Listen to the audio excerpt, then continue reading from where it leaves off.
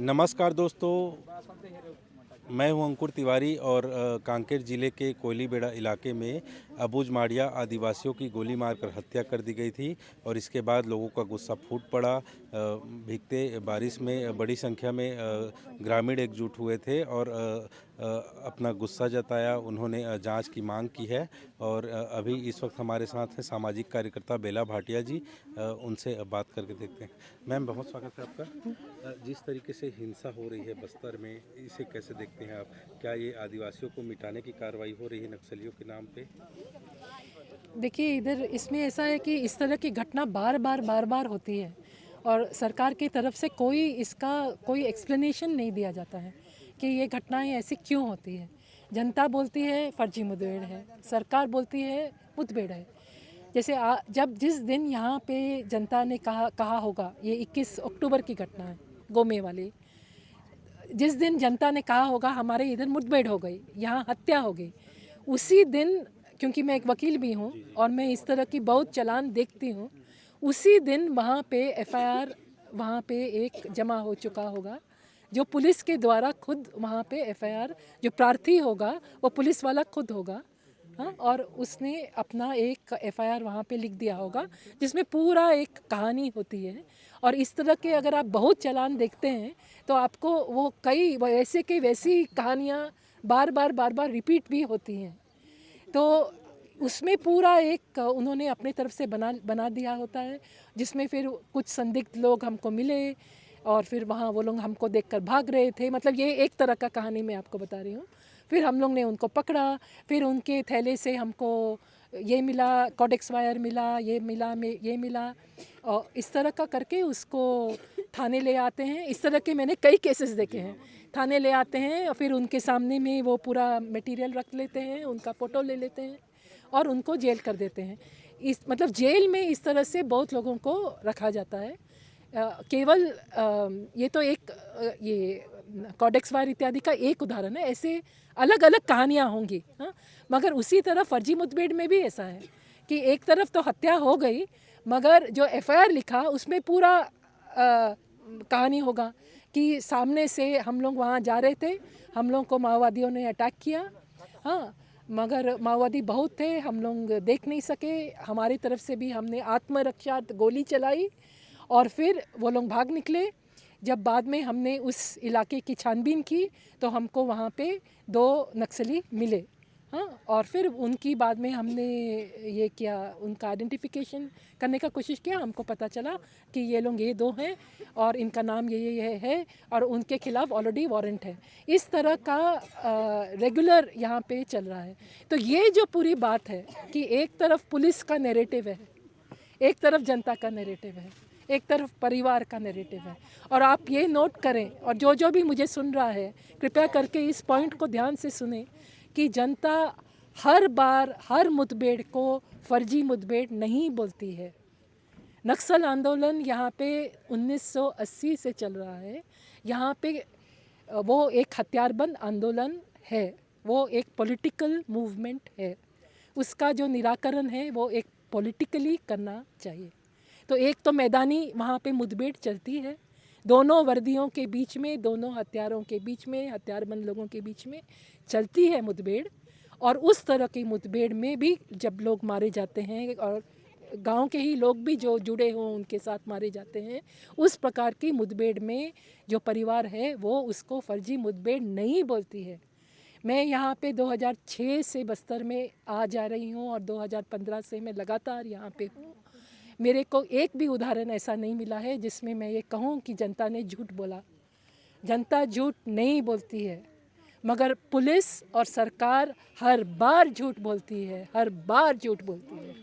Ma'am, गोमे में जो 2 आदिवासियों को मार दिया गया है, अब इस पे एफआईआर की मांग की जा रही है।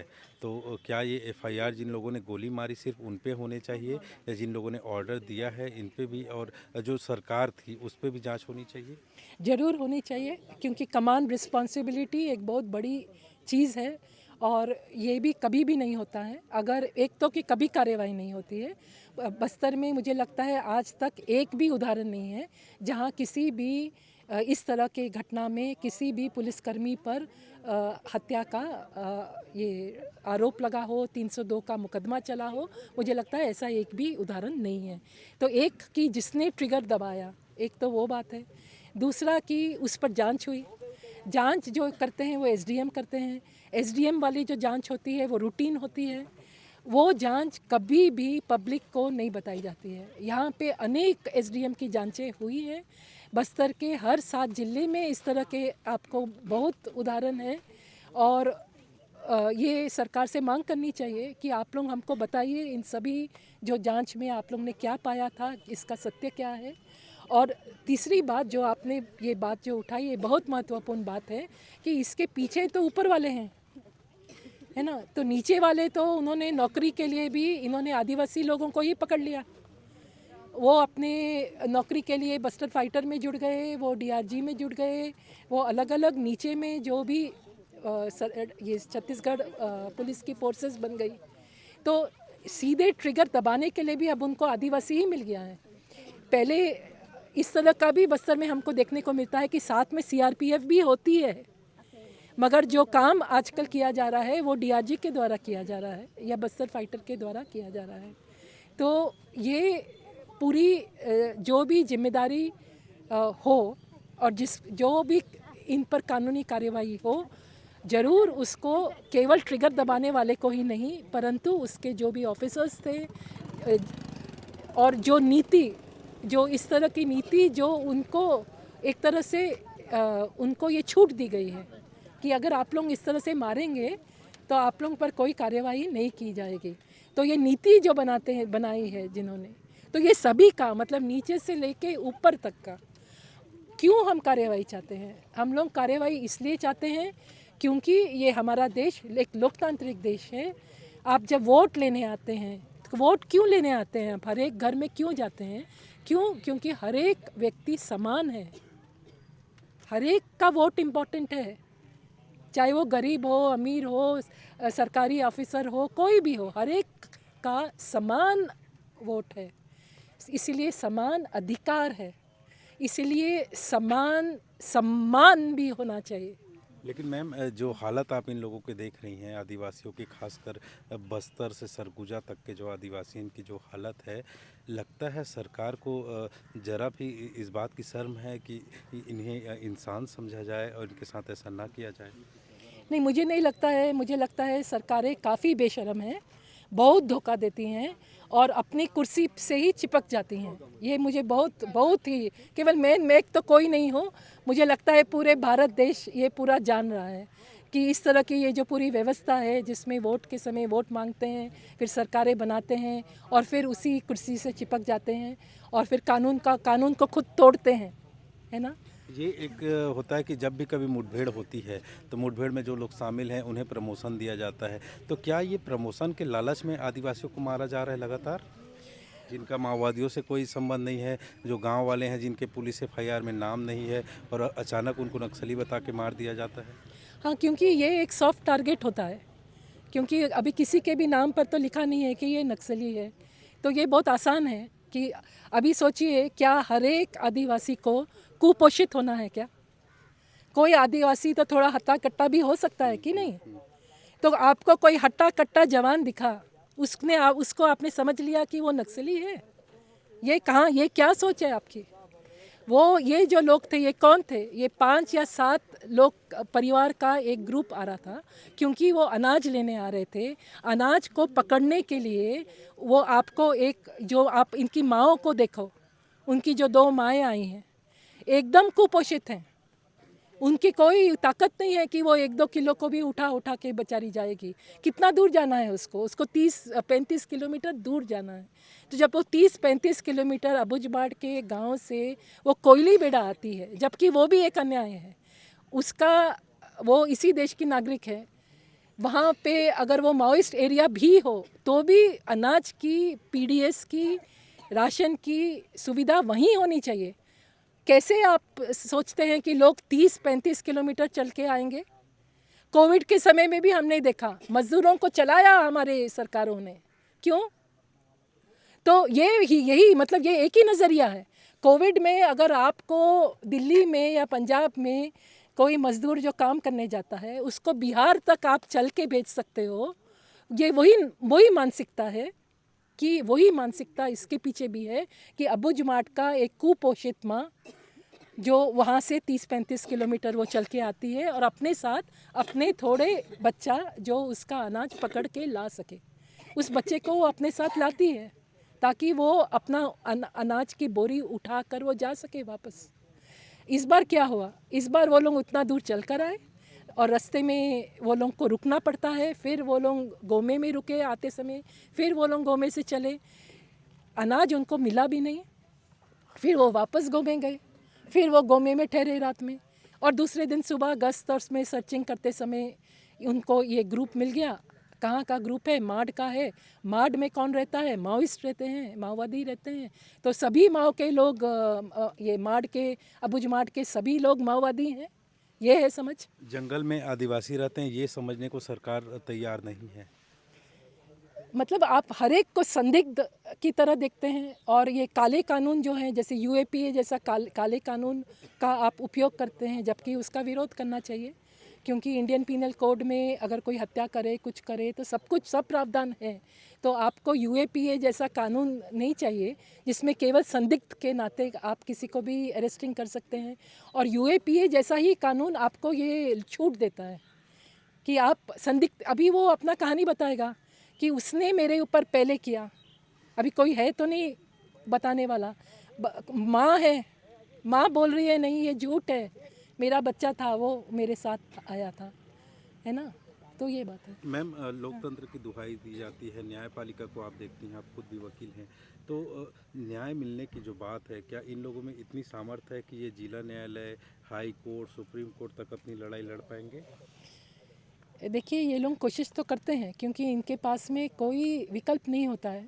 जब आपका बच्चा जेल में बंद कर दिया गया है तो आपको तो किसी तरह से भी आप उनको छुड़ाने के लिए हर कोशिश करेंगे, तो वो लोग ज़रूर जिले लेवल पे, मतलब सेशंस कोर्ट में, डिस्ट्रिक्ट लेवल पे वो लोग कोशिश करते हैं। अगर उनको उस लेवल पर न्याय नहीं मिलता है तो उनमें से हाई कोर्ट तक जाने की तो तकरीबन किसी को भी वो उनमें वो ताकत नहीं रहती है क्योंकि हाई कोर्ट छत्तीसगढ़ में बस्तर से बहुत दूर है, तो बस्तर के कोई भी गांव से आपको बिलासपुर जाना पड़े, तो इसीलिए ये भी एक मांग बहुत ज़रूरी है कि बस्तर के लिए हाई कोर्ट का एक बेंच जगदलपुर में बिठाना चाहिए, तो ही फिर यहाँ के लोग फिर इस तरह के जो भी केसेस को ऊपर तक लड़ पाएंगे। आज के दिन में वो केवल डिस्ट्रिक्ट लेवल तक ही लड़ पाते हैं, उससे आगे नहीं जा पाते हैं। मैम, काफ़ी खदानें खोली गई हैं बस्तर में और उसी के साथ साथ सुरक्षा बलों के कैंप आए हैं, तो क्या लगता है ये आदिवासियों की सुरक्षा के नाम पे कैंप बनाए गए और ये सिर्फ खदानों के लिए है? आदिवासियों का ऐसा भीषण दमन इसी वजह से हो रहा है? ये तो मेरे को तो ये साफ दिखता है क्योंकि इसमें ये है बार बार सुरक्षा का हवाला देते रहते हैं, मगर आदिवासी साफ साफ बोलते हैं कि हमको कैंप नहीं चाहिए। हमको कैंप क्यों नहीं चाहिए? क्योंकि आप रातों रात कैंप लाते हैं, आप पेशा कानून का पालन नहीं करते हैं, हमारी ज़मीन पर आप कैंप ले आते हैं और कैंप लाने के बाद अक्सर हमारे ऊपर मानवाधिकार हनन बढ़ जाता है। और इसी दौर में हम लोग ने देखा है कि कई माइनिंग कंपनीज को गैर कानूनी तरह से लाया गया है। हम जहाँ खड़े हैं यहाँ से निको जायसवाल की कंपनी आमदाई पहाड़ के वहाँ पे लोहा का खनिज कर रही है, उसके पीछे लोगों ने आवाज़ उठाई, एकदम न्यायपूर्ण आंदोलन किया, लंबे समय तक किया, गर्मी में, सर्दी में, बरसात में लोग वहाँ बैठे रहे। तो इस तरह की सरकार को धिक्कार है। मुझे लगता है ये लोग चोर हैं, ये लोग उचक्के हैं, ये लोग के अंदर का कुछ कॉन्शियस मर चुका है, ये लोग कानून को पालन करने वाले लोग नहीं हैं। वहाँ पे भी लोगों के आंदोलन को किसी तरह से भी इन्होंने बंद करवा दिया। चीफ मिनिस्टर भूपेश बघेल उस समय यहाँ आने वाले थे, उनके आने के 2 दिन पहले उन्होंने कैसे तैसे किसी किसी के द्वारा मध्यस्थता करवाकर उन्होंने आंदोलनकारियों को वापस भेज दिया और फिर बाद में उन्होंने निक्को को ही पूरा दे दिया और यहाँ पे शुरू हो गया। और वहाँ पे अभी आसपास में मड्डोनार में बहुत लंबा समय से वहाँ पे अभी आंदोलन चल रहा है कैंपों के विरोध में।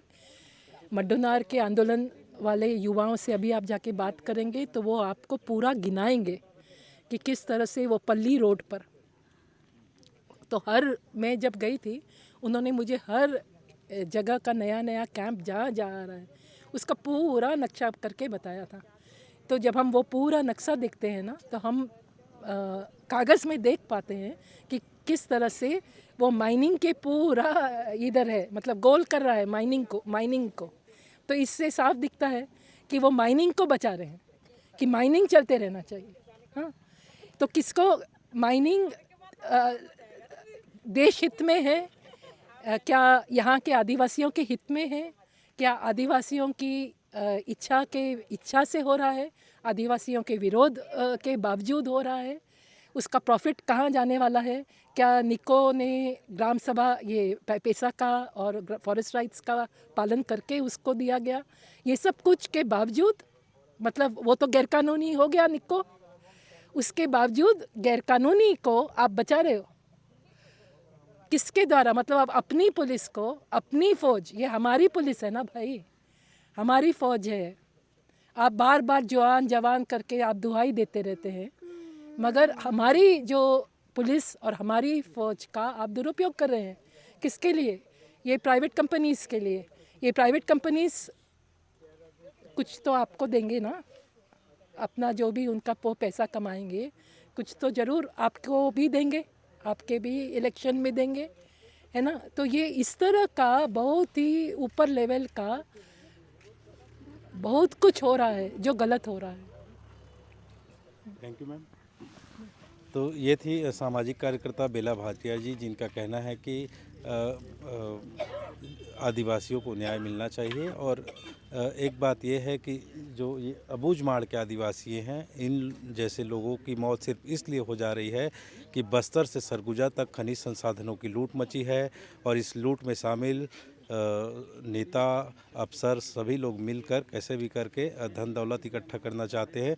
उन्हें बिल्कुल भी परवाह नहीं है कि इसके लिए इन आदिवासियों के साथ क्या किया जा रहा है।